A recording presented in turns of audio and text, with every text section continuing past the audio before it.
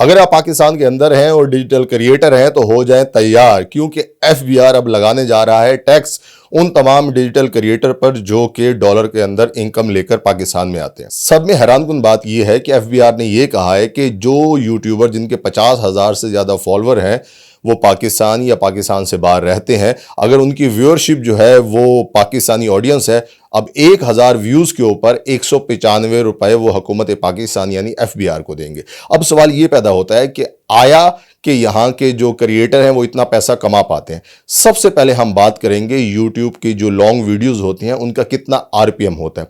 जो आरपीएम होता है रेट पर माइल, यानी जो यूट्यूब जो है वो क्रिएटर को, यूट्यूबर्स को पे करता है 1,000 व्यूज़ के ऊपर जब चैनल मोनेटाइज हो जाता है। अब पाकिस्तान में तो आरपीएम जो है, जो रेट पर माइल है, वो बहुत कम है। बाज़ लोगों को 120 रुपये मिल रहा होता है, बाज़ लोगों को 130 रुपये मिल रहा होता है, बाज़ लोगों को 200 भी मिलता है और 235 तक भी मिलता है।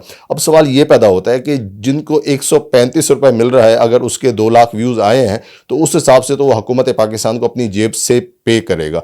मगर जब दूसरी तरफ हम आते हैं शॉर्ट्स चैनल के ऊपर, जो शॉर्ट्स चैनल के जो आरपीएम है वो तकरीबन ना होने के बराबर है। वहाँ पर 1,000 व्यूज़ के ऊपर आप ये कह सकते हैं 10 से 12 रुपए मिल रहे होते हैं।